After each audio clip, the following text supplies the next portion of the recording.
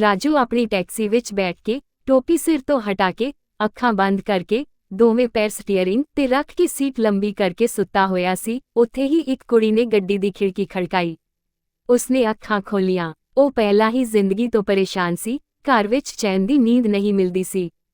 ਹੁਣੇ ਵੀ ਪਤਨੀ ਦੀ ਕਚਕਚ ਸੁਣ ਕੇ ਹੀ ਆਇਆ ਸੀ। ਉਸਨੇ ਥੋੜੀ ਜਿਹੀ ਖਿੜਕੀ ਖੋਲ੍ਹੀ ਤਾਂ ਸਾਹਮਣੇ ਇੱਕ ਕੁੜੀ ਖੜੀ ਸੀ, ਮੂੰਹ ਤੇ ਦੁਪੱਟਾ ਬੰਨ੍ਹਿਆ ਹੋਣ ਕਰਕੇ ਕੌਣ ਹੈ ਇਹ ਸਮਝ ਨਹੀਂ ਆਇਆ। ਉਹ ਬੋਲੀ, ਗੋਕੁਲ ਧਾਮ ਜਾਓਗੇ? ਰਾਜੂ ਨੇ ਕਿਹਾ, ਹਾਂ ਜੀ, ਕਿਉਂ ਨਹੀਂ। ਉਹ ਬੋਲੀ, ਪਰ ਉੱਥੇ ਥੋੜੀ ਦੇਰ ਰੁਕਣਾ ਪਵੇਗਾ, ਬਸ 2 ਘੰਟੇ ਦਾ ਕੰਮ ਹੈ, ਫਿਰ ਇੱਥੇ ਵਾਪਸ ਛੱਡ ਜਾਣਾ। ਰਾਜੂ ਨੇ ਕਿਹਾ, ਇੱਥੋਂ ਗੋਕੁਲਧਾਮ ਤੱਕ ਦੇ 800 ਰੁਪਏ ਲੱਗਣਗੇ, ਉੱਥੇ 2 ਘੰਟੇ ਰੁਕਣ ਦੇ 500 ਰੁਪਏ ਅਤੇ ਵਾਪਸ ਛੱਡਣ ਦੇ ਵੀ 800 ਰੁਪਏ। ਇੰਜ ਕਰਕੇ 2100 ਰੁਪਏ ਬਣਦੇ ਹਨ, ਪਰ ਤੂੰ 2000 ਰੁਪਏ ਦੇ ਦੇਵੀਂ। ਕੁੜੀ ਬੋਲੀ, ਠੀਕ ਹੈ ਵੀਰੇ, ਪਰ ਜਲਦੀ ਕਰੋ। ਸਵੇਰ ਤੋਂ ਇਹ ਉਸਦੀ ਦੂਜੀ ਸਵਾਰੀ ਸੀ। ਗਰੀਬੀ ਅਤੇ ਉੱਤੋਂ ਝਗੜਾਲੂ ਪਤਨੀ ਨੇ ਜ਼ਿੰਦਗੀ ਨਰਕ ਬਣਾ ਦਿੱਤੀ ਸੀ। ਰਾਜੂ ਨੇ ਟੈਕਸੀ ਸਟਾਰਟ ਕੀਤੀ ਅਤੇ ਗੋਕੁਲਧਾਮ ਵੱਲ ਚੱਲ ਪਿਆ। ਥੋੜੀ ਦੇਰ ਬਾਅਦ ਕੁੜੀ ਦਾ ਮੋਬਾਈਲ ਵੱਜਿਆ। ਉਸਨੇ ਫੋਨ ਚੁੱਕ ਕੇ ਕਿਹਾ, ਕੀ ਹੈ ਸੇਠ? ਆਪਣੇ ਜਜ਼ਬਾਤ ਤੇ ਕਾਬੂ ਨਹੀਂ ਰੱਖ ਸਕਦੇ। ਕਿਹਾ ਸੀ ਕਿ ਪਹੁੰਚ ਰਹੀ ਹਾਂ, ਵਾਰ-ਵਾਰ ਫੋਨ ਕਰਕੇ ਦਿਮਾਗ ਖਰਾਬ ਨਾ ਕਰੋ। ਇਹ ਕਹਿ ਕੇ ਉਸਨੇ ਫੋਨ ਕੱਟ ਦਿੱਤਾ। ਫਿਰ ਬੁੜਬੁੜਾਈ, ਸਾਲਾ ਕਮੀਨਾ, ਪੈਸੇ ਦੇ ਦਿੱਤੇ ਤਾਂ ਸਮਝਦਾ ਹੈ ਕਿ ਔਰਤ ਉਸਦੀ ਜਾਗੀਰ ਹੋ ਗਈ। ਫਿਰ ਰਾਜੂ ਨੂੰ ਬੋਲੀ, ਤੇਰੀ ਫਟਫਟੀਏ ਨੂੰ ਤੇਜ਼ ਚਲਾ ਵੀਰੇ, ਉਸ ਕੀੜੇ ਨੂੰ ਚੈਨ ਨਹੀਂ ਆ ਰਿਹਾ। ਰਾਜੂ ਨੂੰ ਅੰਦਾਜ਼ਾ ਹੋ ਗਿਆ ਕਿ ਇਹ ਕੁੜੀ ਕਿਸ ਕੰਮ ਲਈ ਜਾ ਰਹੀ ਹੈ। ਲਗਭਗ ਅੱਧੇ ਘੰਟੇ ਵਿੱਚ ਉਸਨੇ ਦੁਪੱਟਾ ਬੰਨੀ ਕੁੜੀ ਨੂੰ ਉਸਦੀ ਮੰਜ਼ਿਲ ਤੇ ਉਤਾਰ ਦਿੱਤਾ। ਰਾਤ ਦਾ ਸਮਾਂ ਸੀ, ਇਸ ਲਈ ਸੜਕ ਤੇ ਜ਼ਿਆਦਾ ਗੱਡੀਆਂ ਨਹੀਂ ਸਨ। ਕੁੜੀ ਬੋਲੀ, ਤੂੰ ਇੱਥੇ ਹੀ ਖੜ੍ਹਾ ਰਹੀ, ਮੈਂ 2 ਘੰਟੇ ਵਿੱਚ ਆ ਜਾਵਾਂਗੀ। ਇਹ ਕਹਿ ਕੇ ਉਹ ਉੱਪਰ ਇਮਾਰਤ ਵੱਲ ਦੇਖਣ ਲੱਗੀ ਅਤੇ ਫਿਰ ਅੰਦਰ ਚਲੀ ਗਈ। ਰਾਜੂ ਨੇ ਡੂੰਘਾ ਸਾਹ ਲਿਆ ਅਤੇ ਫਿਰ ਅੱਖਾਂ ਬੰਦ ਕਰ ਲਈਆਂ। ਸੋਚਣ ਲੱਗਾ ਕਿ ਹੱਕ ਦੇ ਪੈਸੇ ਕਮਾਉਣੇ ਕਿੰਨੇ ਮੁਸ਼ਕਿਲ ਹਨ। ਸਾਰਾ ਦਿਨ ਸੜਕਾਂ ਤੇ ਭਟਕਣ ਤੋਂ ਬਾਅਦ ਇਹ ਦੂਜੀ ਸਵਾਰੀ ਹੱਥ ਲੱਗੀ ਸੀ। ਪਹਿਲੀ ਨੇ ਤਾਂ ਪੈਸੇ ਵੀ ਢੰਗ ਨਾਲ ਨਹੀਂ ਦਿੱਤੇ ਸਨ। ਉੱਤੋਂ ਟੈਕਸੀ ਵੀ ਪੁਰਾਣੀ ਸੀ, ਉਸਦੇ ਬਾਪ ਦੇ ਜ਼ਮਾਨੇ ਦੀ ਕਾਲੀ ਪੀਲੀ ਉਹੀ ਪੁਰਾਣੀ ਗੱਡੀ। ਉਸਦੀ ਉਮਰ ਲਗਭਗ 35 ਸੀ, 2 ਬੱਚੇ ਸਨ, ਰਾਜੂ ਦੀ ਪਤਨੀ ਸੀ ਅਤੇ ਰੋਜ਼ ਦਾ ਉਹੀ ਝਗੜਾ, ਰੋਣਾ ਧੋਣਾ। ਉਹ ਜੋ ਵੀ ਪੈਸੇ ਕਮਾਉਂਦਾ, ਪਤਨੀ ਦੇ ਹੱਥ ਤੇ ਰੱਖ ਦਿੰਦਾ, ਆਪਣੇ ਕੋਲ ਸਿਰਫ ਪੈਟਰੋਲ ਦੇ ਪੈਸੇ ਬਚਦੇ। ਜਦੋਂ ਰਾਜੂ ਦੀ ਪਤਨੀ ਪੈਸੇ ਦੇਖਦੀ ਤਾਂ ਝਗੜਾ ਸ਼ੁਰੂ ਕਰ ਦਿੰਦੀ, ਇਹਨੇ ਨਾਲ ਤਾਂ ਨਾ ਘਰ ਚੱਲੇਗਾ ਨਾ ਬੱਚਿਆਂ ਦਾ ਖਰਚ। ਰਾਜੂ ਬੋਲਿਆ, ਜੋ ਕਮਾਉਂਦਾ ਹਾਂ, ਲਿਆ ਕੇ ਤੈਨੂੰ ਹੀ ਦਿੰਦਾ ਹਾਂ, ਕਿਸੇ ਹੋਰ ਨੂੰ ਥੋੜੀ ਦਿੰਦਾ ਹਾਂ, ਹੁਣ ਕੀ ਆਪਣੀ ਜਾਨ ਕੱਢ ਕੇ ਰੱਖ ਦੇਵਾਂ। ਪਤਨੀ ਉਸਨੂੰ ਘੂਰ ਕੇ ਬੋਲੀ, ਰਾਤ ਨੂੰ ਦੇਰ ਤੱਕ ਟੈਕਸੀ ਚਲਾ, ਇਹਨੇ ਨਾਲ ਗੁਜ਼ਾਰਾ ਨਹੀਂ ਹੁੰਦਾ। ਰਾਜੂ ਬੋਲਿਆ, ਤੇਰਾ ਬਸ ਚੱਲੇ ਤਾਂ 24 ਘੰਟੇ ਮੇਰੇ ਕੋਲੋਂ ਕੰਮ ਕਰਵਾਉਂਦੀ ਰਹੇ। ਖਾਣਾ ਮਿਲੇਗਾ ਕਿ ਨਹੀਂ? ਪਤਨੀ ਬੋਲੀ, ਖੜ੍ਹਾ ਰਹੇ, ਹੁਣੇ ਦਿੰਦੀ ਹਾਂ। ਫਿਰ ਉਹੀ ਪੀਲੀ ਦਾਲ ਅਤੇ ਸੁੱਕੀ ਰੋਟੀ ਰੱਖਦੀ। ਸ਼ਾਇਦ ਕਿਸਮਤ ਵਿੱਚ ਇਹੀ ਲਿਖਿਆ ਸੀ। ਰਾਜੂ ਵੀ ਕਿਸਮਤ ਨੂੰ ਕੀ ਦੋਸ਼ ਦੇਵੇ, ਸਾਰਾ ਦੇਸ਼ ਹੀ ਅਜਿਹੇ ਹਾਲਾਤ ਵਿੱਚ ਜੀ ਰਿਹਾ ਸੀ। ਖੈਰ, ਉਹ ਸੱਚਮੁੱਚ ਸੌਂ ਗਿਆ। ਜਦੋਂ ਅੱਖ ਖੁੱਲ੍ਹੀ ਤਾਂ 2 ਦੀ ਜਗ੍ਹਾ 4 ਘੰਟੇ ਬੀਤ ਚੁੱਕੇ ਸਨ। ਉਦੋਂ ਫਿਰ ਉਹੀ ਕੁੜੀ ਖਿੜਕੀ ਖੜਕਾ ਰਹੀ ਸੀ। ਰਾਜੂ ਝਟਕੇ ਨਾਲ ਉੱਠਿਆ, ਦਰਵਾਜ਼ਾ ਖੋਲ੍ਹਿਆ। ਕੁੜੀ ਅੰਦਰ ਬੈਠ ਗਈ ਅਤੇ ਬੋਲੀ, ਸੌਰੀ ਵੀਰੇ, ਥੋੜਾ ਟਾਈਮ ਲੱਗ ਗਿਆ। ਰਾਜੂ ਬੋਲਿਆ, ਕੋਈ ਗੱਲ ਨਹੀਂ, ਬਸ ਪੈਸੇ ਵਧਾ ਦੇਵੀਂ। ਕੁੜੀ ਬੋਲੀ, ਠੀਕ ਹੈ, ਪਰ ਪਹਿਲਾਂ ਕਿਸੇ ਹੋਟਲ ਤੇ ਰੋਕੀ, ਬਹੁਤ ਭੁੱਖ ਲੱਗੀ ਹੈ। ਸਵੇਰ ਦੇ 4 ਵਜੇ ਸਨ। ਰਾਜੂ ਬੋਲਿਆ, ਇਸ ਸਮੇਂ ਹੋਟਲ ਕਿੱਥੇ ਖੁੱਲ੍ਹੀ ਹੋਵੇਗੀ? ਕੁੜੀ ਬੋਲੀ, ਮੈਂ ਦੱਸਦੀ ਹਾਂ। ਉਸਨੇ ਰਸਤਾ ਦੱਸਿਆ। ਇੱਕ ਢਾਬੇ ਵਰਗੀ ਹੋਟਲ ਖੁੱਲ੍ਹੀ ਸੀ, ਜਿੱਥੇ ਕੁਝ ਗੰਦੇ, ਮੰਦੇ ਕਿਸਮ ਦੇ ਮੁੰਡੇ ਬੈਠੇ ਸਨ, ਪਰ ਉੱਥੇ ਕੋਈ ਔਰਤ ਨਹੀਂ ਸੀ। ਕੁੜੀ ਸਿੱਧੀ ਦਰਵਾਜ਼ਾ ਖੋਲ੍ਹ ਕੇ ਉਤਰੀ ਅਤੇ ਬੋਲੀ, ਚੱਲ, ਤੈਨੂੰ ਵੀ ਖਾਣਾ ਖਵਾਉਂਦੀ ਹਾਂ। ਅੱਜ ਸੇਠ ਨੇ ਚੰਗੇ ਨੋਟ ਦਿੱਤੇ ਹਨ। ਇਹ ਕਹਿ ਕੇ ਉਸਨੇ ਅੱਖ ਮਾਰੀ। ਰਾਜੂ ਵੀ ਭੁੱਖਾ ਸੀ, ਇਸ ਲਈ ਚੱਲ ਪਿਆ। ਉੱਥੇ ਗੰਦਾ ਟੇਬਲ ਸੀ, ਸਾਹਮਣੇ 2 ਪੁਰਾਣੀਆਂ ਕੁਰਸੀਆਂ। ਕੁੜੀ ਬੈਠ ਗਈ ਅਤੇ ਕੋਲ ਖੜੇ ਮੁੰਡੇ ਨੂੰ ਆਵਾਜ਼ ਦਿੱਤੀ, ਇਹ ਮੁੰਡਿਆ। ਲਗਭਗ 12 ਸਾਲ ਦਾ ਮੁੰਡਾ ਸੀ, ਗੰਦੇ ਕਚਰੇ ਵਾਲੇ ਕੱਪੜੇ ਪਹਿਨੇ, ਆਪਣੇ ਰੁਮਾਲ ਨਾਲ ਟੇਬਲ ਸਾਫ਼ ਕੀਤਾ ਅਤੇ ਬੋਲਿਆ, ਹਾਂ ਦੀਦੀ, ਕੀ ਖਾਓਗੇ? ਕੁੜੀ ਬੋਲੀ, ਛੋਲੇ ਭਟੂਰੇ ਦੀਆਂ 2 ਪਲੇਟਾਂ ਲਿਆ, ਗਰਮ ਲਿਆਵੀਂ, ਪਿਛਲੀ ਵਾਰ ਠੰਡੇ ਲਿਆਇਆ ਸੀ, ਮਜ਼ਾ ਨਹੀਂ ਆਇਆ ਸੀ। ਇਹ ਕਹਿ ਕੇ ਉਸਨੇ ਦੁਪੱਟਾ ਉਤਾਰਿਆ ਅਤੇ ਪਰਸ ਵਿੱਚ ਰੱਖ ਲਿਆ। ਰਾਜੂ ਤਾਂ ਉਸਨੂੰ ਦੇਖਦਾ ਹੀ ਰਹਿ ਗਿਆ। ਬਹੁਤ ਸੁੰਦਰ ਸੀ, ਗੋਰੀ ਚਿੱਟੀ, ਉਮਰ ਕੋਈ 23 ਤੋਂ 24 ਸਾਲ। ਬੁੱਲ੍ਹਾਂ ਤੇ ਲਾਲ ਲਿਪਸਟਿਕ ਥੋੜੀ ਉਤਰੀ ਹੋਈ, ਅੱਖਾਂ ਵਿੱਚ ਕਾਜਲ ਫੈਲਿਆ ਹੋਇਆ, ਮੇਕਅਪ ਵੀ ਖਿਲਰਿਆ ਹੋਇਆ। ਸਾਫ਼ ਸੀ ਕਿ ਕਿੱਥੋਂ ਆ ਰਹੀ ਹੈ। ਥੋੜੀ ਦੇਰ ਵਿੱਚ ਗਰਮਾ ਗਰਮ ਖਾਣਾ ਸਾਹਮਣੇ ਆ ਗਿਆ। ਰਾਜੂ ਨੇ ਸਾਲਾਂ ਬਾਅਦ ਭਟੂਰੇ ਖਾਦੇ, ਨਹੀਂ ਤਾਂ ਦਾਲ ਸਬਜ਼ੀ ਤੇ ਹੀ ਦਿਨ ਨਿਕਲਦੇ ਸਨ। ਢਿੱਡ ਭਰ ਕੇ ਖਾਦਾ। ਕੁੜੀ ਬੋਲੀ, ਕੀ ਤੂੰ ਰੋਜ਼ ਮੈਨੂੰ ਲੈ ਕੇ ਜਾਵੇਂਗਾ? ਪੈਸੇ ਵੀ ਚੰਗੇ ਦਿਆਂਗੀ ਅਤੇ ਖਾਣਾ ਵੀ ਖਵਾਵਾਂਗੀ। ਰਾਜੂ ਬੋਲਿਆ, ਹਾਂ, ਕਿਉਂ ਨਹੀਂ, ਮੈਨੂੰ ਤਾਂ ਦਿਹਾੜੀ ਨਾਲ ਮਤਲਬ ਹੈ। ਫਿਰ ਉਸਨੇ ਕੁੜੀ ਨੂੰ ਉੱਥੇ ਹੀ ਛੱਡ ਦਿੱਤਾ ਜਿੱਥੋਂ ਚੁੱਕਿਆ ਸੀ। ਘਰ ਵਾਪਸ ਮੁੜਿਆ ਤਾਂ ਰਾਜੂ ਦੀ ਪਤਨੀ ਜਾਗ ਰਹੀ ਸੀ। ਬੋਲੀ, ਕਿੱਥੇ ਸਨ ਸਾਰੀ ਰਾਤ? ਰਾਜੂ ਬੋਲਿਆ, ਇੱਕ ਸਵਾਰੀ ਮਿਲ ਗਈ ਸੀ, ਟਾਈਮ ਲੱਗ ਗਿਆ। ਪਤਨੀ ਬੋਲੀ, ਸਭ ਸਮਝਦੀ ਹਾਂ, ਦੱਸ ਤੇਰੇ ਕੱਪੜੇ ਜ਼ਰਾ ਦੇਖਾਂ। ਰਾਜੂ ਗੁੱਸੇ ਹੋ ਕੇ ਬੋਲਿਆ, ਇਹ ਕੀ ਹਰਕਤ ਹੈ? ਪਤਨੀ ਬੋਲੀ, ਲਿਪਸਟਿਕ ਦੇ ਨਿਸ਼ਾਨ ਲੱਭ ਰਹੀ ਹਾਂ। ਰਾਜੂ ਬੋਲਿਆ, ਦਿਮਾਗ ਖਰਾਬ ਹੋ ਗਿਆ ਹੈ ਤੇਰਾ ਕੀ? ਇੱਕ ਤਾਂ ਸਾਰੀ ਰਾਤ ਥੱਕ ਕੇ ਆ ਰਿਹਾ ਹਾਂ ਅਤੇ ਉੱਤੋਂ ਪੁਲਿਸ ਵਾਲਿਆਂ ਵਰਗਾ ਵਿਵਹਾਰ ਕਰ ਰਹੀ ਹੈ। ਪਤਨੀ ਬੋਲੀ, ਰਾਤ ਕਾਲੀ ਕਰਕੇ ਆਏ ਹੋ, ਮੈਨੂੰ ਤਾਂ ਇਹੀ ਲੱਗਦਾ ਹੈ, ਕਿਤੇ ਤੁਸੀਂ ਕਮਾਈ ਉਡਾ ਕੇ ਤਾਂ ਨਹੀਂ ਆਉਂਦੇ। ਇਹ ਕਹਿ ਕੇ ਉਹ ਰੋਣ ਲੱਗੀ। ਰਾਜੂ ਦਾ ਮਨ ਕੀਤਾ ਕਿ ਸਿਰ ਫੜ ਕੇ ਕੰਨ ਤੇ ਮਾਰੇ, ਪਰ ਉਸਨੇ ਜੇਬ ਵਿੱਚੋਂ ਪੈਸੇ ਕੱਢੇ ਅਤੇ ਉਸਦੇ ਹੱਥ ਤੇ ਰੱਖ ਦਿੱਤੇ। ਆਹ ਲੈ, ਹੁਣ ਜਲਦੀ ਆਵਾਂ ਤਾਂ ਵੀ ਤੈਨੂੰ ਤਕਲੀਫ, ਦੇਰ ਨਾਲ ਆਵਾਂ ਤਾਂ ਵੀ ਤਕਲੀਫ। ਹੁਣ ਰੋਜ਼ ਦੇਰ ਨਾਲ ਹੀ ਆਵਾਂਗਾ, ਮੈਨੂੰ ਰੋਜ਼ ਇੱਕ ਸਵਾਰੀ ਮਿਲੀ ਹੈ, ਉਸਨੂੰ ਛੱਡਣ ਲੈਣ ਜਾਣਾ ਹੈ। ਪਤਨੀ ਬੋਲੀ, ਅਜਿਹੀ ਕਿਹੜੀ ਸਵਾਰੀ ਹੈ ਜੋ ਰੋਜ਼ ਰਾਤ ਨੂੰ ਬੁਲਾਉਂਦੀ ਹੈ? ਸੱਚ ਦੱਸ ਦੇ, ਕਿਤੇ ਕਿਸੇ ਕੁੜੀ ਦਾ ਚੱਕਰ ਤਾਂ ਨਹੀਂ? ਰਾਜੂ ਹੱਥ ਜੋੜ ਕੇ ਬੋਲਿਆ, ਨਾ ਮੇਰੀ ਅੰਮਾ, ਕੋਈ ਚੱਕਰ ਨਹੀਂ। ਇਸ ਉਮਰ ਵਿੱਚ ਚੱਕਰ ਚਲਾਵਾਂਗਾ ਕੀ? ਤੂੰ ਆਪਣੇ ਕੰਮ ਨਾਲ ਕੰਮ ਰੱਖ, ਪੈਸੇ ਆ ਰਹੇ ਹਨ ਨਾ, ਇਹਨਾਂ ਨੂੰ ਸੰਭਾਲ ਕੇ ਖਰਚ ਕਰ। ਰਾਜੂ ਇਹਨੇ ਪੈਸੇ ਲੈ ਕੇ ਘਰ ਆਇਆ ਤਾਂ ਉਸਦੀ ਪਤਨੀ ਸੁਨੀਤਾ ਦਾ ਮੂਡ ਥੋੜਾ ਠੀਕ ਹੋਇਆ। ਉਹ ਕਹਿਣ ਲੱਗੀ, ਨਾਸ਼ਤਾ ਬਣਾ ਦੇਵਾਂ ਤੁਹਾਡੇ ਲਈ? ਰਾਜੂ ਨੇ ਕਿਹਾ, ਨਾ, ਮੈਂ ਖਾ ਕੇ ਆਇਆ ਹਾਂ।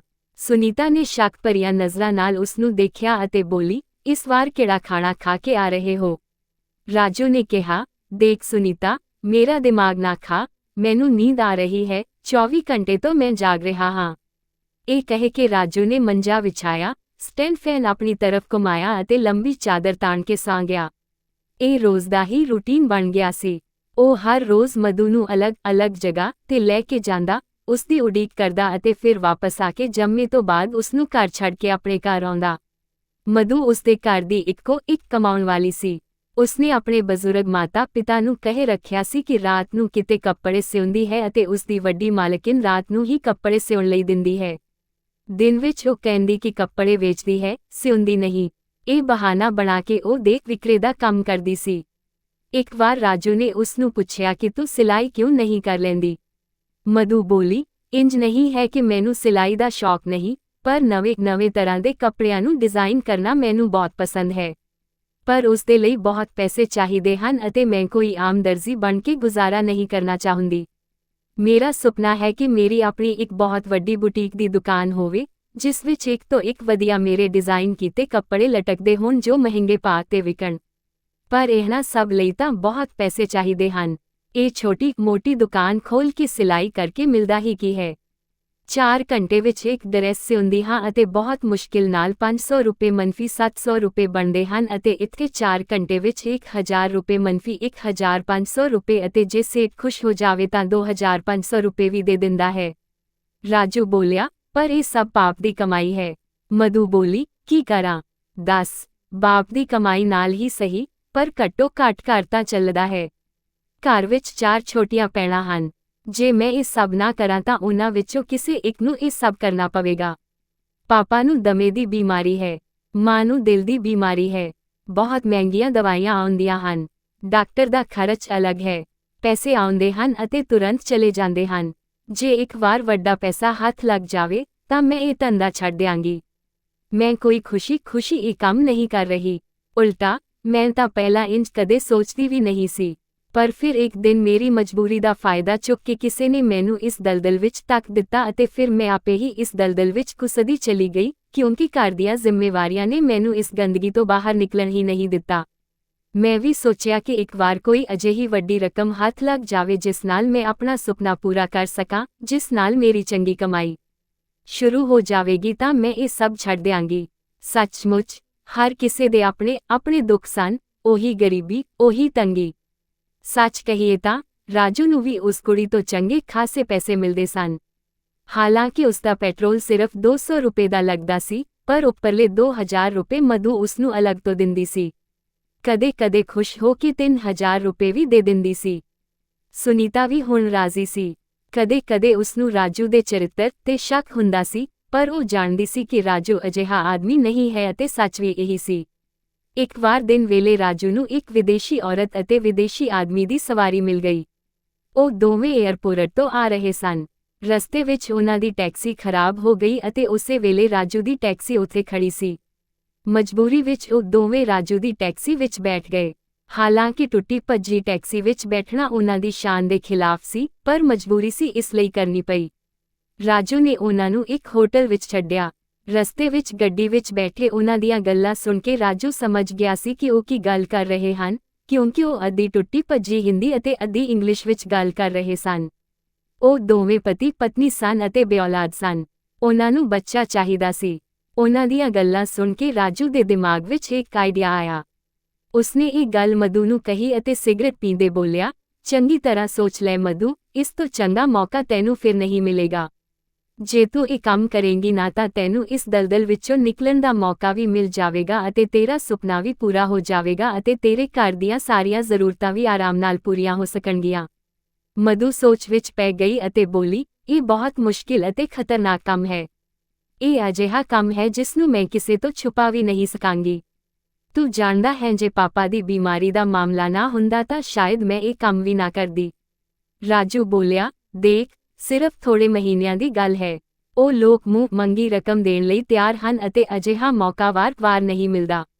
3 ਤੋਂ 4 ਮਹੀਨੇ ਤੱਕ ਤਾਂ ਘਰ ਵਾਲਿਆਂ ਨੂੰ ਕੁਝ ਕਹਿਣ ਦੀ ਜ਼ਰੂਰਤ ਹੀ ਨਹੀਂ। ਉਸ ਤੋਂ ਬਾਅਦ ਤੂੰ ਕਹਿ ਦੇਵੀਂ ਕਿ ਤੇਰੀ ਨੌਕਰੀ ਦੂਜੇ ਸ਼ਹਿਰ ਵਿੱਚ ਲੱਗ ਗਈ ਹੈ। ਬਾਕੀ ਦੇ ਮਹੀਨੇ ਮੈਂ ਸੰਭਾਲ ਲਵਾਂਗਾ। ਮਧੂ ਨੇ ਦੋਵੇਂ ਹੱਥਾਂ ਨਾਲ ਆਪਣਾ ਸਿਰ ਫੜ ਲਿਆ। ਫਿਰ ਰਾਜੂ ਨੂੰ ਦੇਖ ਕੇ ਬੋਲੀ, ਪਰ ਤੂੰ ਮੈਨੂੰ ਕਿੱਥੇ ਰੱਖੇਂਗਾ ਅਤੇ ਕਿਸ ਹੈਸੀਅਤ ਨਾਲ? ਰਾਜੂ ਬੋਲਿਆ, ਕਿਸੇ ਵੀ ਹੈਸੀਅਤ ਨਾਲ ਨਹੀਂ, ਕੋਈ ਨਾ ਕੋਈ ਬਹਾਨਾ ਬਣਾ ਦੇਵਾਂਗਾ, ਤੂੰ ਫਿਕਰ ਨਾ ਕਰ। ਬਸ ਇਹ ਸੁਨਹਿਰੀ ਮੌਕਾ ਹੱਥੋਂ ਜਾਣ ਨਾ ਦੇ। ਮਧੂ ਬੋਲੀ, ਬਾਕੀ ਸਭ ਤਾਂ ਠੀਕ ਹੈ, ਪਰ ਇਹ ਲੋਕ ਵਿਦੇਸ਼ੀ ਹਨ, ਇਸ ਲਈ ਦਿਲ ਨਹੀਂ ਮੰਨਦਾ। ਰਾਜੂ ਬੋਲਿਆ, ਲੋਕ ਵਿਦੇਸ਼ੀ ਹੋਣ ਜਾਂ ਆਪਣੇ, ਕੀ ਫਰਕ ਪੈਂਦਾ ਹੈ? ਸੋਚ ਲੈ ਚੰਗੀ ਤਰ੍ਹਾਂ, ਇੱਥੇ ਪੈਸੇ ਡਾਲਰਾਂ ਵਿੱਚ ਮਿਲਣਗੇ, ਤੇਰੇ ਦਿਨ ਬਦਲ ਜਾਣਗੇ ਅਤੇ ਤੇਰੇ ਨਾਲ ਮੇਰੇ ਵੀ।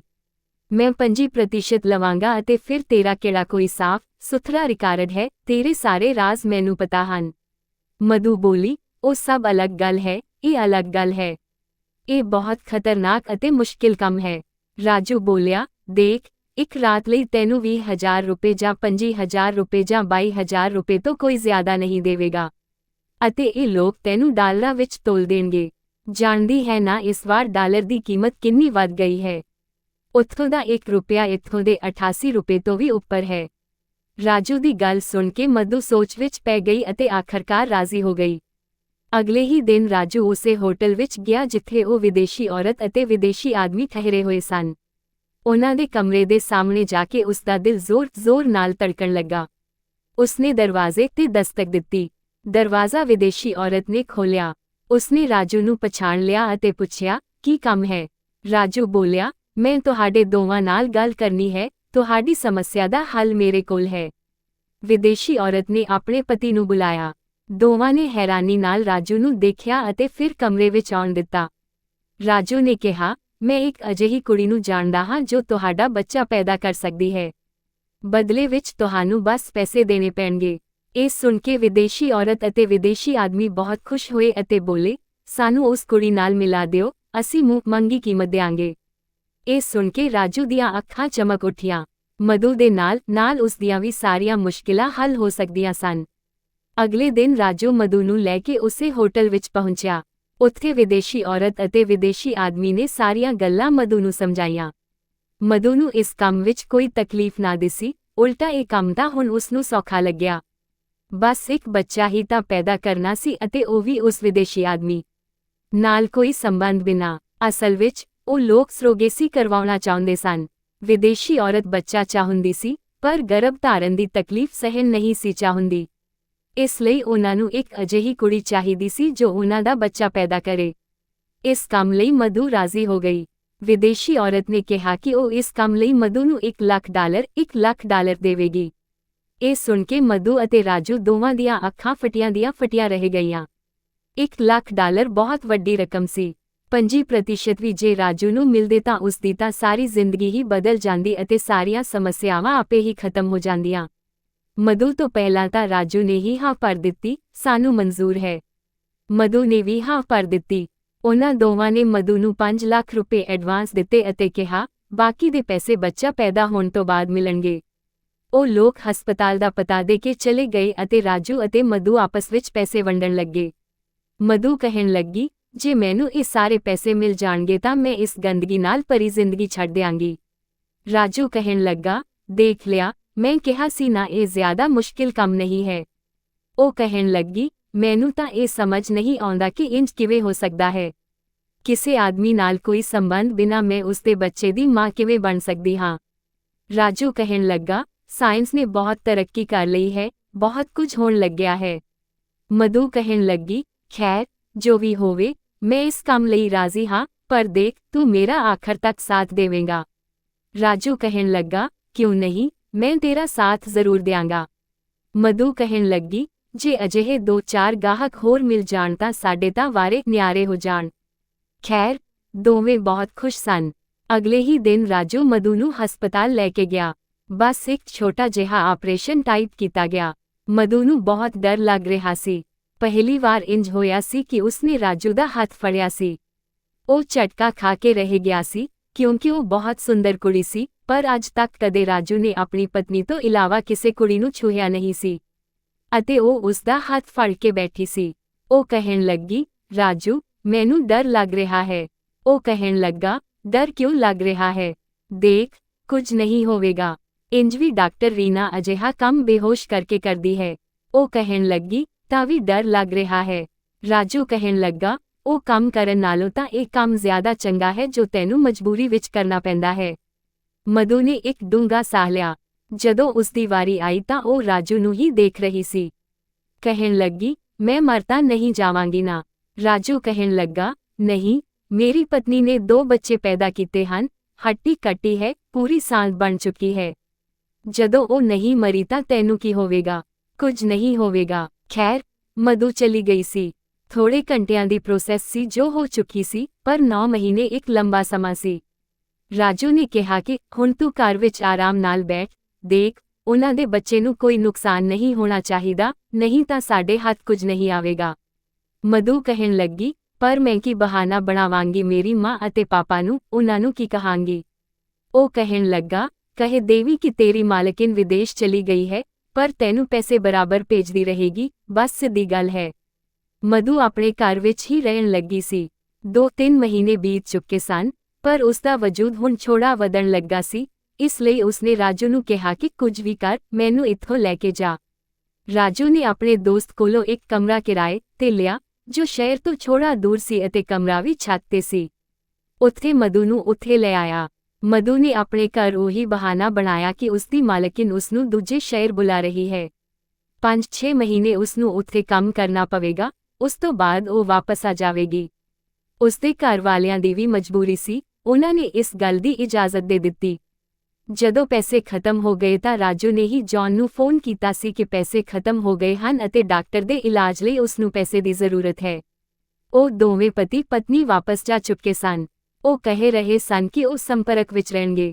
ਜੌਨ ਨੇ ਰਾਜੂ ਦੇ ਅਕਾਊਂਟ ਵਿੱਚ 5 ਲੱਖ ਰੁਪਏ ਦੀ ਰਕਮ ਹੋਰ ਜਮ੍ਹਾਂ ਕਰਵਾ ਦਿੱਤੀ, ਪਰ ਉਹ ਪੈਸੇ ਦੋਵਾਂ ਨੇ ਖਰਚ ਨਹੀਂ ਕੀਤੇ ਸਨ। ਉਹਨਾਂ ਪੈਸਿਆਂ ਨਾਲ ਰਾਜੂ ਫਲ, ਫਰੂਟ, ਮੇਵੇ, ਚੰਗਾ ਤੋਂ ਚੰਗਾ ਖਾਣਾ ਲਿਆ ਕੇ ਮਧੂ ਨੂੰ ਦਿੰਦਾ ਸੀ ਤਾਂ ਜੋ ਉਹ ਚੰਗਾ ਖਾਵੇ ਅਤੇ ਉਹਨਾਂ ਦਾ ਬੱਚਾ ਵੀ ਸਿਹਤਮੰਦ ਪੈਦਾ ਕਰੇ। ਪਰ ਜਿਵੇਂ ਸਮਾਂ ਬੀਤ ਰਿਹਾ ਸੀ, ਮਧੂ ਨੂੰ ਡਰ ਲੱਗਣ ਲੱਗਾ ਸੀ। ਇੱਕ ਵਾਰ ਰਾਤ ਨੂੰ ਉਹ ਰਾਜੂ ਨੂੰ ਕਹਿਣ ਲੱਗੀ, ਤੂੰ ਇੱਥੇ ਸੌਂ ਜਾਵੇਂਗਾ ਮੇਰੇ ਨਾਲ। ਇਹ ਸੁਣ ਕੇ ਉਹ ਪੂਰਾ ਉਛਲ ਕੇ ਰਹਿ ਗਿਆ। ਉਹ ਕਹਿਣ ਲੱਗਾ, ਦੇਖ ਕੁੜੀ, ਬਾਕੀ ਸਭ ਤਾਂ ਠੀਕ ਹੈ, ਪਰ ਇਹ ਵਾਲਾ ਕੰਮ ਮੈਂ ਨਹੀਂ ਕਰ ਸਕਾਂਗਾ। ਮੈਂ ਗੁਨਾਹ ਦੀ ਜ਼ਿੰਦਗੀ ਨਹੀਂ ਗੁਜ਼ਾਰਦਾ। ਮੇਰੀ ਪਤਨੀ ਜਿਵੇਂ ਦੀ ਵੀ ਹੈ, ਮੋਟੀ ਹੈ, ਪਰ ਮੇਰੇ ਲਈ ਉਹ ਹੀ ਸੱਚੀ ਹੈ। ਉਹ ਕਹਿਣ ਲੱਗੀ, ਮੇਰੇ ਨਾਲ ਜ਼ਿਆਦਾ ਚੰਗੇ ਮਾੜੇ ਦੀ ਗੱਲ ਨਾ ਕਰ। ਮੈਨੂੰ ਰਾਤ ਨੂੰ ਦਰਦ ਹੁੰਦਾ ਹੈ, ਡਰ ਲੱਗਦਾ ਹੈ ਅਤੇ ਮੈਂ ਤੇਰੇ ਨਾਲ ਕੁਝ ਕਰਨ ਵੀ ਨਹੀਂ ਵਾਲੀ। ਇਸ ਜ਼ਿੰਦਗੀ ਤੋਂ ਛੁਟਕਾਰਾ ਪਾਉਣ ਲਈ ਇੰਨਾ ਵੱਡਾ ਖਤਰਾ ਲਿਆ ਹੈ। ਬਸ ਤੂੰ ਇੱਥੇ ਮੇਰੇ ਕਮਰੇ ਵਿੱਚ ਇੱਥੇ ਜ਼ਮੀਨ ਤੇ ਸੌਂ ਜਾਵੀਂ, ਮੈਨੂੰ ਤਸੱਲੀ ਰਹੇਗੀ ਕਿ ਤੂੰ ਹੈ। ਦੇਖ, ਜੇ ਤੂੰ ਮੇਰੇ ਨਾਲ ਬੇਈਮਾਨੀ ਕੀਤੀ ਤਾਂ ਯਾਦ ਰੱਖੀ, ਮੈਂ ਤੈਨੂੰ ਛੱਡਾਂਗੀ ਨਹੀਂ। ਤੇਰੀ ਖਾਤਰ ਮੈਂ ਕਿਸੇ ਹੋਰ ਦਾ ਬੱਚਾ ਪੈਦਾ ਕਰ ਰਹੀ ਹਾਂ। ਰਾਜੂ ਕਹਿਣ ਲੱਗਾ, ਇਹ ਕੁੜੀ ਮੇਰੀ ਖਾਤਰ ਨਹੀਂ, ਪੈਸਿਆਂ ਦੀ ਖਾਤਰ। ਮਧੂ ਕਹਿਣ ਲੱਗੀ, ਜੋ ਹੋਵੇ, ਪਰ ਦੇਖ, ਅਸੀਂ ਦੋਵੇਂ ਪਾਰਟਨਰ ਹਾਂ, ਤੈਨੂੰ ਮੇਰਾ ਸਾਥ ਦੇਣਾ ਪਵੇਗਾ। ਉਹ ਕਹਿਣ ਲੱਗਾ, ਚੰਗਾ ਠੀਕ ਹੈ, ਕਰਦਾ ਹਾਂ ਕੁਝ ਬਹਾਨਾ। ਉਸਨੇ ਆਪਣੀ ਪਤਨੀ ਨੂੰ ਕਿਹਾ ਕਿ ਉਹ ਕੁਝ ਦਿਨਾਂ ਲਈ ਸ਼ਹਿਰ ਤੋਂ ਬਾਹਰ ਜਾ ਰਿਹਾ ਹੈ, ਕਿਉਂਕਿ ਮਧੂ ਨੂੰ 8ਵਾਂ ਮਹੀਨਾ ਲੱਗ ਚੁੱਕਿਆ ਸੀ। ਵਾਰ-ਵਾਰ ਉਸਨੂੰ ਦਰਦ ਹੁੰਦਾ ਸੀ ਅਤੇ ਉਸਨੂੰ ਉਸੇ ਵੇਲੇ ਰਾਜੂ ਦੀ ਅਤੇ ਉਸਦੀ ਟੈਕਸੀ ਦੀ ਜ਼ਰੂਰਤ ਵੀ ਹੁੰਦੀ ਸੀ। ਜਿੱਥੇ ਰਾਜੂ ਨੇ ਉਸਨੂੰ ਰੱਖਿਆ ਸੀ, ਉਹ ਜਗ੍ਹਾ ਵੀ ਸ਼ਹਿਰ ਤੋਂ ਦੂਰ ਸੀ। ਸੁਨੀਤਾ ਕਹਿਣ ਲੱਗੀ, ਸ਼ਹਿਰ ਤੋਂ ਬਾਹਰ ਤੂੰ ਕੀ ਕਰਨ ਜਾ ਰਿਹਾ ਹੈ? ਇਹਨੇ ਪੈਸੇ ਹਨ ਤੇਰੀ ਜੇਬ ਵਿੱਚ। ਉਸਨੇ ਥੋੜੇ ਰੁਪਏ 1000 ਰੁਪਏ ਸੁਨੀਤਾ ਦੇ ਹੱਥ ਤੇ ਰੱਖੇ। ਕਹਿਣ ਲੱਗਾ, ਇਹ ਰੱਖ ਲੈ ਅਤੇ ਸਾਵਧਾਨੀ ਨਾਲ ਵਰਤੋਂ ਕਰੀ। ਮੈਨੂੰ ਇੱਕ ਨਵੇਂ ਕੰਮ ਦੀ ਪੇਸ਼ਕਸ਼ ਮਿਲ ਗਈ ਹੈ। ਮੈਂ 1 ਤੋਂ 1.5 ਮਹੀਨੇ ਬਾਅਦ ਘਰ ਆਵਾਂਗਾ ਅਤੇ ਉਸ ਤੋਂ ਬਾਅਦ ਪੈਸੇ ਹੀ ਪੈਸੇ ਮਿਲਣਗੇ। ਅਰਦਾਸ ਕਰੀ ਕਿ ਉਹ ਕੰਮ ਢੰਗ ਨਾਲ ਪੂਰਾ ਹੋ ਜਾਵੇ। ਉਹ ਕਹਿਣ ਲੱਗੀ, ਅਜਿਹਾ ਵੀ ਕਿਹੜਾ ਕੰਮ ਹੈ? ਕਹਿਣ ਲੱਗਾ, ਮੁੰਬਈ ਵਿੱਚ ਇੱਕ ਵੱਡੀ ਵਰਕਸ਼ਾਪ ਤੇ ਮੈਨੂੰ ਕੰਮ ਮਿਲ ਰਿਹਾ ਹੈ। ਬਸ 1.5 ਮਹੀਨੇ ਦਾ ਕੰਮ ਹੈ, ਉਸ ਤੋਂ ਬਾਅਦ ਮੇਰੀ ਨੌਕਰੀ ਪੱਕੀ ਹੋ ਜਾਵੇਗੀ। ਪਹਿਲਾਂ ਤਾਂ ਸੁਨੀਤਾ ਇੱਕ ਨਜ਼ਰ ਰਾਜੂ ਨੂੰ ਦੇਖਦੀ ਰਹੀ ਅਤੇ ਕਦੇ ਪੈਸਿਆਂ ਨੂੰ ਦੇਖਦੀ। ਫਿਰ ਮੰਨ ਗਈ। ਰਾਜੂ ਦਾ ਜੀ ਜਿਵੇਂ ਕਿਵੇਂ ਛੁੱਟਿਆ। ਫਿਰ ਉਹ ਮਧੂ ਕੋਲ ਆ ਕੇ ਰਹਿਣ ਲੱਗਾ। ਰਾਜੂ ਦੇ ਦੋਸਤ ਨੇ ਕਈ ਵਾਰ ਪੁੱਛਿਆ ਕਿ ਤੂੰ ਕਿਹੜੀ ਕੁੜੀ ਨੂੰ ਉਸ ਘਰ ਵਿੱਚ ਰਖਵਾਇਆ ਹੈ, ਕਿਉਂਕਿ ਘਰ ਦਾ ਇੰਤਜ਼ਾਮ ਤਾਂ ਹੁਣ ਰਾਜੂ ਦੇ ਦੋਸਤ ਨੇ ਹੀ ਕੀਤਾ ਸੀ। ਉਹ ਵੀ ਟੈਕਸੀ ਚਲਾਉਂਦਾ ਸੀ। ਕੋਈ ਜਾਣਕਾਰ ਨੂੰ ਕਹੇ ਕਿ ਉਸਨੇ ਘਰ ਦੀ ਛੱਤ ਤੇ ਇੱਕ ਕਮਰਾ ਲੈ ਕੇ ਦੇ ਦਿੱਤਾ ਸੀ। ਰਾਜੂ ਕਹਿਣ ਲੱਗਾ, ਬਸ ਹੈ ਕੋਈ ਮਜਬੂਰ ਔਰਤ। ਉਸਦਾ ਪਤੀ ਵਿਦੇਸ਼ ਗਿਆ ਹੈ, ਥੋੜੇ ਮਹੀਨੇ ਬਾਅਦ ਆਵੇਗਾ ਤਾਂ ਉਸ ਨੂੰ ਲੈ ਜਾਵੇਗਾ।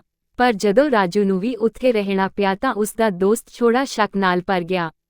ਦੂਜੇ ਪਾਸੇ ਜਿਵੇਂ ਸਮਾਂ ਨੇੜੇ ਆ ਰਿਹਾ ਸੀ, ਮਧੂ ਡਰਨ ਲੱਗੀ, ਕਿਉਂਕਿ ਪਹਿਲੀ ਵਾਰ ਉਸਨੂੰ ਕਿਸੇ ਦਾ ਬੱਚਾ ਪੈਦਾ ਕਰਨਾ ਸੀ। ਉਹ ਡਰ ਰਹੀ ਸੀ। ਉੱਪਰੋਂ ਰਾਜੂ ਲਈ ਵੀ ਇਹ ਇੱਕ ਵੱਡੀ ਮੁਸ਼ਕਿਲ ਅਤੇ ਕਠੋਰ ਪ੍ਰੀਖਿਆ ਸੀ। ਇੱਕ ਸੁੰਦਰ ਕੁੜੀ ਨਾਲ ਇੱਕ ਕਮਰੇ ਵਿੱਚ ਕੋਈ ਸੰਬੰਧ ਬਿਨਾ ਰਹਿਣਾ। ਰਾਤ ਨੂੰ ਜਿੰਨੇ ਭਜਨ ਉਸਨੂੰ ਯਾਦ ਸਨ, ਅੱਖਾਂ ਬੰਦ ਕਰਕੇ ਉਹ ਮਨ ਵਿੱਚ ਗਾਉਂਦਾ ਰਹਿੰਦਾ ਸੀ ਅਤੇ ਸੌਣ ਦੀ ਕੋਸ਼ਿਸ਼ ਕਰਨ ਲੱਗਦਾ ਸੀ, ਕਿਉਂਕਿ ਜਿੱਥੇ ਇੱਕ ਆਦਮੀ ਹੁੰਦਾ ਹੈ ਅਤੇ ਇੱਕ ਔਰਤ ਹੁੰਦੀ ਹੈ, ਤਾਂ ਤੀਜਾ ਸ਼ੈਤਾਨ ਜ਼ਰੂਰ ਹੁੰਦਾ ਹੈ ਅਤੇ ਸ਼ੈਤਾਨੀ ਖਿਆਲ ਮਨੁੱਖ ਦਾ ਚੈਨ ਖੋਹ ਲੈਂਦੇ ਹਨ। ਅੱਜ-ਕੱਲ੍ਹ ਰਾਜੂ ਨਾਲ ਵੀ ਅਜਿਹਾ ਹੀ ਕੁਝ ਹੋ ਰਿਹਾ ਸੀ। ਜਦੋਂ ਵੀ ਮਧੂ ਦਰਦ ਨਾਲ ਕੁਰਲਾਉਂਦੀ ਤਾਂ ਤੁਰੰਤ ਰਾਜੂ ਨੂੰ ਜਗਾਉਣ ਲੱਗਦੀ, ਉਸ ਨੂੰ ਪੁਕਾਰਨ ਲੱਗਦੀ। ਉਹ ਤੁਰੰਤ ਉੱਠ ਕੇ ਬੈਠ ਜਾਂਦਾ। ਮਧੂ ਉਸ ਨੂੰ ਕਹਿੰਦੀ, ਇੱਥੇ ਆ, ਮੈਨੂੰ ਬਹੁਤ ਜ਼ਿਆਦਾ ਦਰਦ ਹੋ ਰਿਹਾ ਹੈ, ਮੈਨੂੰ ਡਾਕਟਰ ਕੋਲ ਲੈ ਕੇ ਜਾ। ਰਾਜੂ ਲਈ ਇਹ ਚੀਜ਼ ਕੋਈ ਨਵੀਂ ਨਹੀਂ ਸੀ। ਸੁਨੀਤਾ ਨਾਲ ਵੀ ਇਹ ਹੋ ਚੁੱਕਿਆ ਸੀ। ਇਸ ਲਈ ਉਹ ਉਸ ਨੂੰ ਸਮਝਾਉਣ ਲੱਗਦਾ ਕਿ ਅਜਿਹਾ ਕੁਝ ਨਹੀਂ ਹੈ, ਤੂੰ ਫਾਲਤੂ ਵਿੱਚ ਘਬਰਾ ਰਹੀ ਹੈ, ਡਰ ਰਹੀ ਹੈ। ਕਦੇ-ਕਦੇ ਉਹ ਰੋਣ ਵੀ ਲੱਗਦੀ ਕਿ ਮੇਰੇ ਤੋਂ ਠੀਕ ਤਰ੍ਹਾਂ ਸੁੱਤਾ ਨਹੀਂ ਜਾਂਦਾ, ਪਾਸਾ ਵੀ ਨਹੀਂ ਬਦਲਿਆ ਜਾਂਦਾ। ਅਤੇ ਕਦੇ-ਕਦੇ ਆਪਣੀ ਤਕਲੀਫ ਵਿੱਚ ਰਾਜੂ ਨਾਲ ਅਜਿਹੀਆਂ ਗੱਲਾਂ ਕਰ ਜਾਂਦੀ ਜੋ ਉਸ ਨੂੰ ਨਹੀਂ ਕਰਨੀਆਂ ਚਾਹੀਦੀਆਂ ਸਨ, ਕਿਉਂਕਿ ਉਹ ਉਸ ਦਾ ਪਤੀ ਨਹੀਂ ਸੀ। ਇੱਕ ਵਾਰ ਉਸਨੇ ਰਾਤ ਦੇ ਸਮੇਂ ਰਾਜੂ ਦਾ ਹੱਥ ਫੜ ਲਿਆ। ਕਹਿਣ ਲੱਗੀ, ਇੱਥੇ ਮੇਰੇ ਕੋਲ ਬੈਠ ਜਾ, ਮੈਨੂੰ ਬਹੁਤ ਡਰ ਲੱਗ ਰਿਹਾ ਹੈ। ਬਰਫ਼ ਵਾਂਗ ਮਧੂ ਦੇ ਹੱਥ ਠੰਡੇ ਸਨ। ਰਾਜੂ ਦਾ ਅੰਦਰ ਹੀ ਅੰਦਰ ਜੀਅ ਨਿਕਲ ਰਿਹਾ ਸੀ। ਇੱਕ ਜਵਾਨ ਸੁੰਦਰ ਕੁੜੀ ਅਤੇ ਫਿਰ ਇਕਾਂਤ। ਉਸਨੂੰ ਗੁਨਾਹ ਦੇ ਡਰ ਤੋਂ ਵੀ ਡਰ ਲੱਗ ਰਿਹਾ ਸੀ, ਪਰ ਉਹ ਜਿਸ ਹਾਲਤ ਵਿੱਚ ਸੀ, ਉਹ ਉਸ ਨੂੰ ਛੱਡ ਕੇ ਵੀ ਨਹੀਂ ਜਾ ਸਕਦਾ ਸੀ। ਭਗਵਾਨ ਦਾ ਨਾਮ ਲੈ ਕੇ ਜਿਵੇਂ ਕਿਵੇਂ ਕਰਕੇ ਇਹ ਸਮਾਂ ਵੀ ਫਿਰ ਬੀਤ ਗਿਆ। ਰਾਤ ਦੇ 3 ਵਜੇ ਦਾ ਸਮਾਂ ਸੀ ਜਦੋਂ ਮਧੂ ਨੂੰ ਜਣੇਪੇ ਦਾ ਦਰਦ ਹੋਇਆ। ਉਹ ਤੁਰੰਤ ਉਸ ਨੂੰ ਟੈਕਸੀ ਵਿੱਚ ਬਿਠਾ ਕੇ ਹਸਪਤਾਲ ਲੈ ਕੇ ਗਿਆ। ਮਧੂ ਨੇ ਇੱਕ ਪੁੱਤਰ ਨੂੰ ਜਨਮ ਦਿੱਤਾ ਸੀ, ਪਰ ਜਿਵੇਂ ਹੀ ਰਾਜੂ ਨੇ ਜੌਨ ਨੂੰ ਕਾਲ ਕੀਤੀ ਤਾਂ ਉਸਨੇ ਫੋਨ ਨਾ ਚੁੱਕਿਆ। ਹਾਲਾਂਕਿ ਜੌਨ ਜਾਣਦਾ ਸੀ ਕਿ ਮਧੂ ਦੀ ਡਿਲੀਵਰੀ ਹੋਣ ਵਾਲੀ ਹੈ। ਨਾ ਤਾਂ ਉਸਦੀ ਪਤਨੀ ਫੋਨ ਚੁੱਕ ਰਹੀ ਸੀ ਅਤੇ ਨਾ ਜੌਨ ਚੁੱਕ ਰਿਹਾ ਸੀ। ਮਧੂ ਕਹਿਣ ਲੱਗੀ, ਜਲਦੀ ਤੋਂ ਉਸ ਨੂੰ ਬੁਲਾ, ਇਸ ਬੱਚੇ ਨੂੰ ਉਹਨਾਂ ਦੇ ਹਵਾਲੇ ਕਰ। ਮੇਰੇ ਘਰ ਵਾਲਿਆਂ ਦੇ ਵੀ ਵਾਰ-ਵਾਰ ਫੋਨ ਆ ਰਹੇ ਹਨ, ਮੈਂ ਕਿੱਥੋਂ ਤੱਕ ਬਹਾਨੇ ਬਣਾਵਾਂਗੀ। ਫੋਨ ਤਾਂ ਰਾਜੂ ਨੂੰ ਵੀ ਸੁਨੀਤਾ ਦੇ ਬਹੁਤ ਆ ਰਹੇ ਸਨ। ਉਸਦਾ ਦੋਸਤ ਵੀ ਵਾਰ-ਵਾਰ ਕਹਿ ਰਿਹਾ ਸੀ, ਇਹ ਕੌਣ ਹੈ? ਜਦੋਂ ਉਸਦਾ ਪਤੀ ਇੱਥੇ ਨਹੀਂ ਹੈ ਤਾਂ ਕੋਈ ਤਾਂ ਹੋਵੇਗਾ। ਤੂੰ ਕਿਉਂ ਉਸਦੇ ਨਾਲ ਰਹਿ ਰਿਹਾ ਹੈ? ਦੇਖ ਰਾਜੂ, ਸੱਚ ਦੱਸ, ਕਿਤੇ ਤੂੰ ਦੂਜਾ ਵਿਆਹ ਤਾਂ ਨਹੀਂ ਕਰ ਲਿਆ? ਰਾਜੂ ਬਹੁਤ ਬੁਰੀ ਤਰ੍ਹਾਂ ਪਰੇਸ਼ਾਨ ਸੀ। ਇੱਕ ਪਾਸੇ ਸੁਨੀਤਾ ਉਸਦਾ ਜੀ ਖਾ ਰਹੀ ਸੀ ਕਿ ਘਰ ਪਹੁੰਚ, ਦੂਜੇ ਪਾਸੇ ਜੌਨ ਫੋਨ ਨਹੀਂ ਚੁੱਕ ਰਿਹਾ ਸੀ ਅਤੇ ਇਹ ਉਸਦੇ ਲਈ ਸਭ ਤੋਂ ਵੱਡਾ ਟੈਨਸ਼ਨ ਸੀ। ਮਧੂ ਅਲੱਗ ਹੀ ਦਬਾ ਪਾ ਰਹੀ ਸੀ, ਜਿਸ ਦਾ ਬੱਚਾ ਹੈ ਉਸ ਨੂੰ ਦੇ ਅਤੇ ਮੈਨੂੰ ਮੇਰੇ ਪੈਸੇ ਦੇ, ਕਿਉਂਕਿ ਉਸਨੇ ਰਾਜੂ ਦੀਆਂ ਗੱਲਾਂ ਵਿੱਚ ਆ ਕੇ ਹੀ ਇਹ ਫੈਸਲਾ ਲਿਆ ਸੀ। ਰਾਜੂ ਇੰਜ ਵੀ ਟੈਨਸ਼ਨ ਵਿੱਚ ਸੀ। ਜਦੋਂ ਉਸਦਾ ਦੋਸਤ ਵਾਰ ਕਹਿਣ ਲੱਗਾ, ਰਾਜੂ ਅੱਜ ਤਾਂ ਮੈਨੂੰ ਸੱਚ ਦੱਸ। ਅੱਕ ਕੇ ਉਸਨੇ ਕਹਿ ਦਿੱਤਾ, ਹਾਂ ਇਹ ਮੇਰੀ ਪਤਨੀ ਹੈ, ਮੈਂ ਵਿਆਹ ਕਰ ਲਿਆ ਹੈ ਇਸ ਦੇ ਨਾਲ। ਹੁਣ ਮੇਰਾ ਜੀ ਛੱਡ ਯਾਰ, ਇੱਥੇ ਇੱਕ ਤੋਂ ਇੱਕ ਮੁਸੀਬਤਾਂ ਖਤਮ ਨਹੀਂ ਹੁੰਦੀਆਂ, ਤੂੰ ਉੱਪਰੋਂ ਮੇਰੇ ਪਿੱਛੇ ਪਿਆ ਹੈ। ਇਹ ਸੁਣ ਕੇ ਉਸਦੇ ਦੋਸਤ ਨੇ ਜਾ ਕੇ ਤੁਰੰਤ ਸੁਨੀਤਾ ਨੂੰ ਦੱਸ ਦਿੱਤਾ। ਸੁਨੀਤਾ ਤਾਂ ਰੋ ਧੋ ਕੇ ਹੰਗਾਮਾ ਕਰਦੀ ਉਸੇ ਦੋਸਤ ਨਾਲ ਉਸ ਘਰ ਪਹੁੰਚ ਗਈ ਜਿੱਥੇ ਮਧੂ ਸੀ।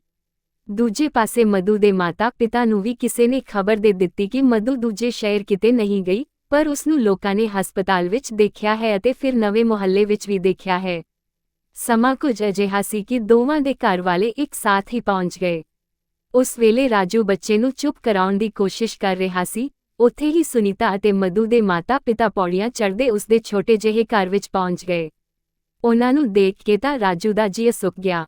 ਸੁਨੀਤਾ ਆਪਣੇ ਆਪ ਨੂੰ ਪਿੱਟਣ ਲੱਗੀ, ਹਾਏ ਮੇਰੀ ਜ਼ਿੰਦਗੀ ਬਰਬਾਦ ਕਰ ਦਿੱਤੀ ਤੂੰ। ਮੈਨੂੰ ਪਹਿਲਾਂ ਹੀ ਸ਼ੱਕ ਸੀ, ਤੂੰ ਜੋ ਕਮਾਉਂਦਾ ਹੈ ਦੂਜੀ ਔਰਤ ਤੇ ਉਡਾਉਂਦਾ ਹੈ ਅਤੇ ਉਹੀ ਨਿਕਲਿਆ। ਰਾਜੂ ਕਹਿਣ ਲੱਗਾ, ਇਹ ਮੇਰੀ ਪਤਨੀ ਨਹੀਂ ਹੈ। ਤਾਂ ਸੁਨੀਤਾ ਚੀਖੀ, ਤਾਂ ਕਿ ਵਿਆਹ ਬਿਨਾਂ ਬੱਚਾ ਪੈਦਾ ਕਰ ਲਿਆ। ਰਾਜੂ ਨੇ ਬੱਚਾ ਮਧੂ ਨੂੰ ਫੜਾਇਆ ਅਤੇ ਬੋਲਿਆ, ਇਹ ਉਸਦਾ ਬੱਚਾ ਹੈ। ਮਧੂ ਦੇ ਮਾਤਾ-ਪਿਤਾ ਕਹਿਣ ਲੱਗੇ, ਇਹ ਕੌਣ ਹੈ? ਤੂੰ ਤਾਂ ਕਹਿ ਰਹੀ ਸੀ ਕੰਮ ਦੇ ਸਿਲਸਿਲੇ ਵਿੱਚ ਜਾ ਰਹੀ ਹੈ, ਤਾਂ ਇਹ ਆਦਮੀ ਕੌਣ ਹੈ? ਅਤੇ ਇਹ ਬੱਚਾ ਕਿਸਦਾ ਹੈ? ਮਧੂ ਚੁੱਪਚਾਪ ਬੈਠ ਕੇ ਰਾਜੂ ਵੱਲ ਦੇਖ ਰਹੀ ਸੀ ਕਿ ਹੁਣ ਉਹ ਕੀ ਬੋਲੇ। ਇਹ ਬੱਚਾ ਉਸਦਾ ਤਾਂ ਨਹੀਂ ਸੀ, ਪਰ ਸਾਹਮਣੇ ਜਿਉਂਦਾ ਸੱਚ ਸੀ ਜਿਸ ਤੋਂ ਮੂੰਹ ਨਹੀਂ ਫੇਰ ਸਕਦੀ ਸੀ।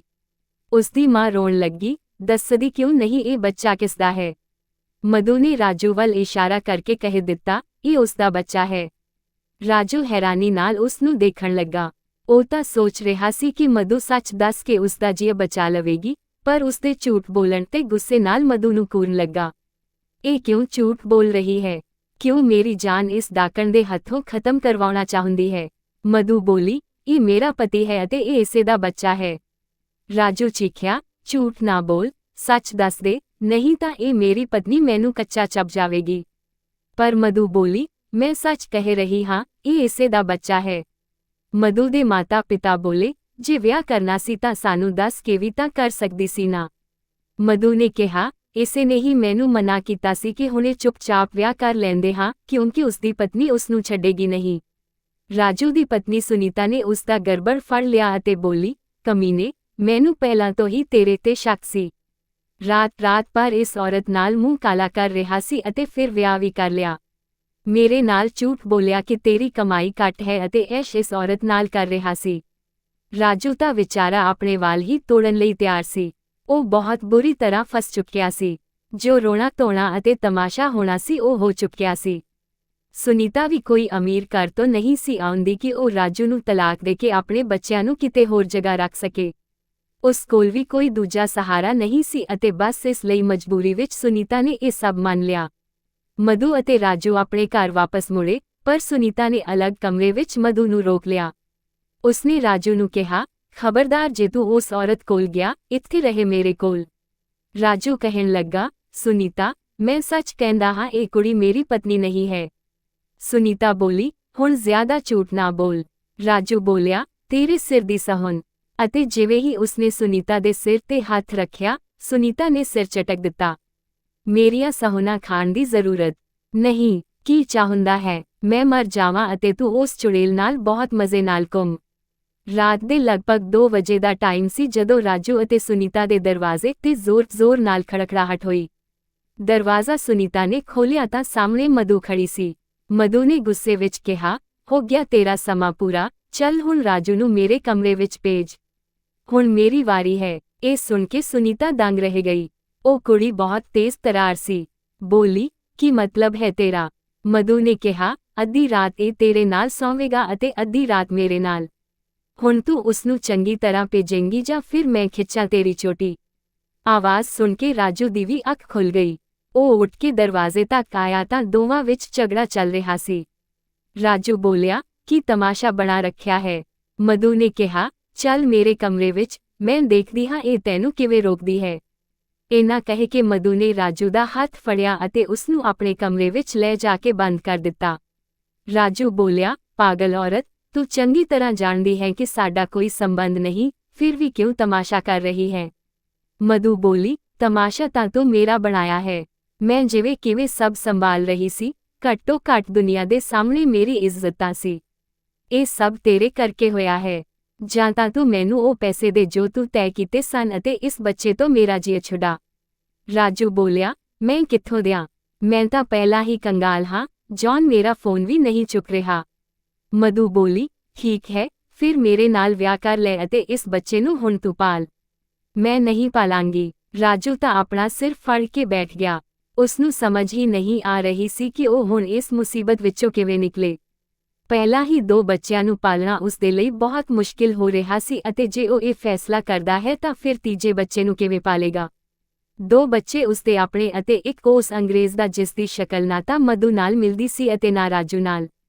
ਜੌਨ ਦਾ ਵੀ ਹੁਣ ਕੁਝ ਪਤਾ ਹੀ ਨਾ ਲੱਗਾ ਕਿ ਉਹ ਆਖਰਕਾਰ ਕਿੱਥੇ ਚਲਾ ਗਿਆ। ਰਾਜੂ ਨੇ ਉਸਨੂੰ ਬਹੁਤ ਲੱਭਣ ਦੀ ਕੋਸ਼ਿਸ਼ ਕੀਤੀ, ਪਰ ਉਹਨਾਂ ਦੀ ਕੋਈ ਖਬਰ ਹੀ ਨਾ ਮਿਲੀ। ਜਦੋਂ ਵੀ ਰਾਜੂ ਟੈਕਸੀ ਚਲਾ ਕੇ ਘਰ ਆਉਂਦਾ ਤਾਂ ਅਕਸਰ ਘਰ ਵਿੱਚ ਲੜਾਈ ਝਗੜਾ ਹੋ ਰਿਹਾ ਹੁੰਦਾ ਸੀ। ਸੁਨੀਤਾ ਅਤੇ ਮਧੂ ਆਪਸ ਵਿੱਚ ਬੁਰੀ ਤਰ੍ਹਾਂ ਝਗੜ ਰਹੀਆਂ ਸਨ, ਤੂੰ ਮੈਂ ਕਰ ਰਹੀਆਂ ਸਨ।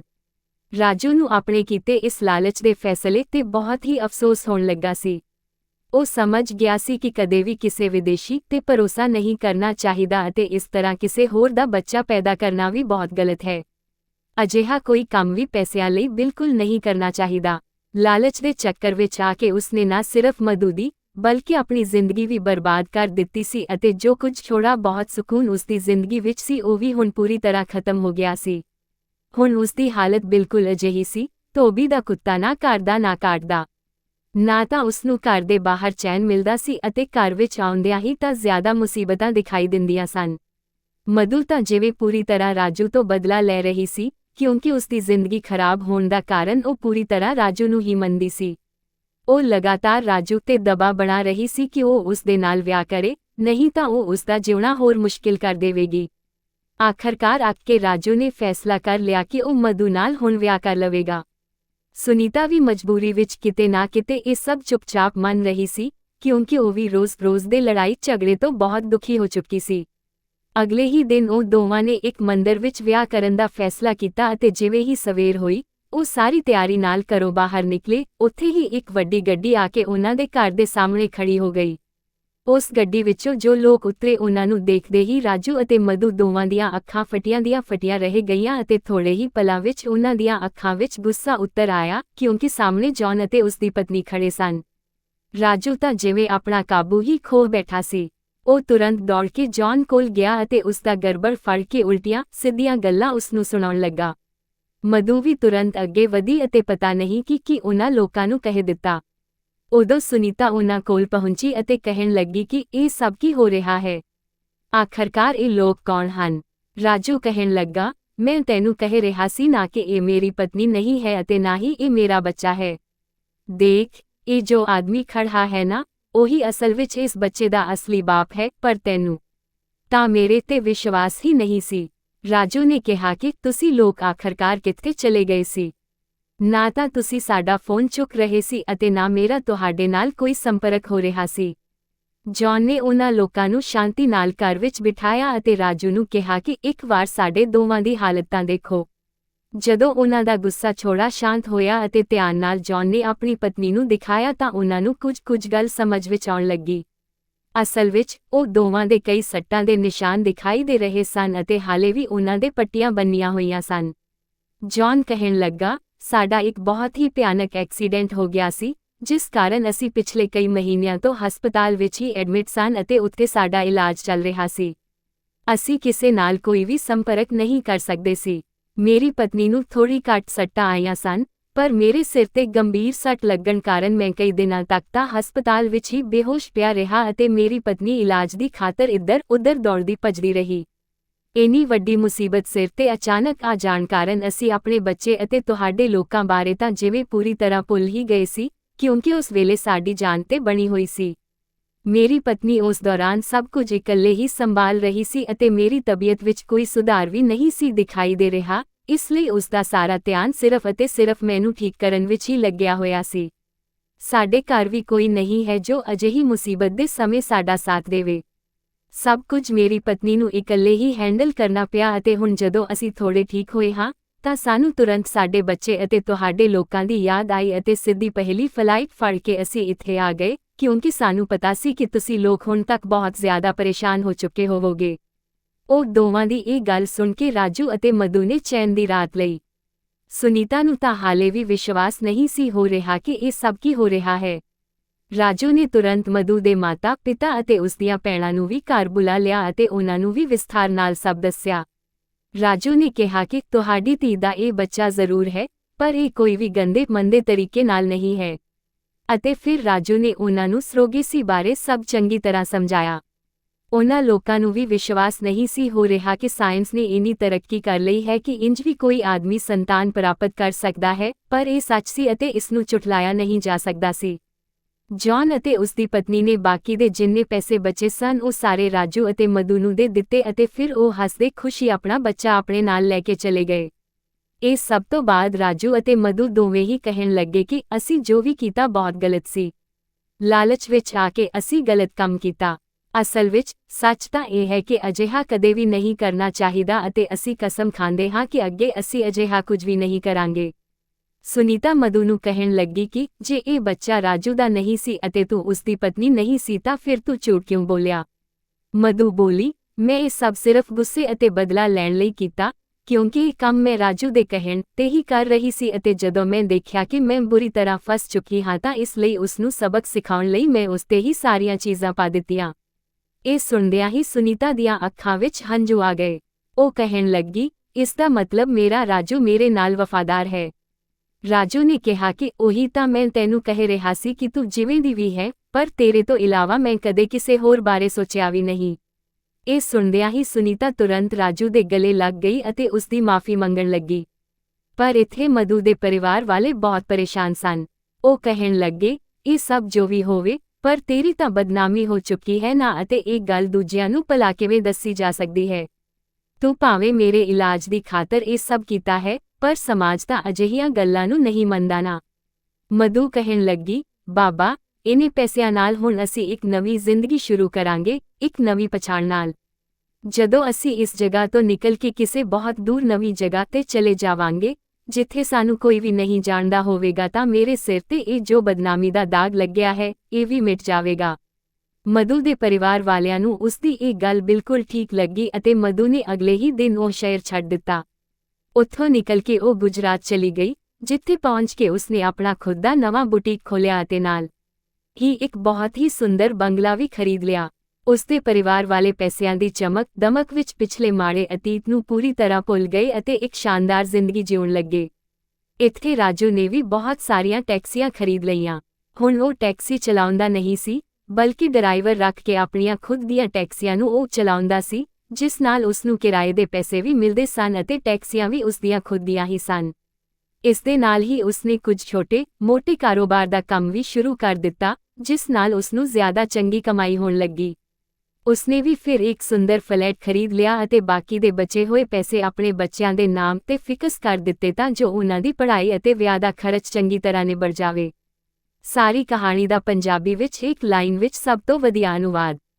ਟੈਕਸੀ ਡਰਾਈਵਰ ਰਾਜੂ ਨੇ ਗਰੀਬੀ ਤੋਂ ਤੰਗ ਅਤੇ ਬੁਟੀਕ ਖੋਲ੍ਹਣ ਦਾ ਸੁਪਨਾ ਵੇਖਦੀ ਵਿਸਵਾ ਮਧੂ ਨੂੰ ਲਾਲਚ ਵਿੱਚ ਆ ਕੇ ਇੱਕ ਵਿਦੇਸ਼ੀ ਜੋੜੇ ਲਈ ਸਰੋਗੇਟ ਮਾਂ ਬਣਨ ਲਈ ਮਨਾਇਆ, ਪਰ ਜਦੋਂ ਵਿਦੇਸ਼ੀ ਜੋੜਾ ਇੱਕ ਹਾਦਸੇ ਕਾਰਨ ਗਾਇਬ ਹੋ ਗਿਆ ਅਤੇ ਸਾਰੀ ਜ਼ਿੰਮੇਵਾਰੀ ਰਾਜੂ ਤੇ ਪੈ ਗਈ ਤਾਂ ਮਧੂ ਨੇ ਬਦਲਾ ਲੈਣ ਲਈ ਝੂਠ ਬੋਲਿਆ ਕਿ ਉਹ ਉਸਦੀ ਪਤਨੀ ਹੈ ਜਿਸ ਨਾਲ ਉਸਦੇ ਘਰ ਕਲੇਸ਼ ਹੋ ਗਿਆ।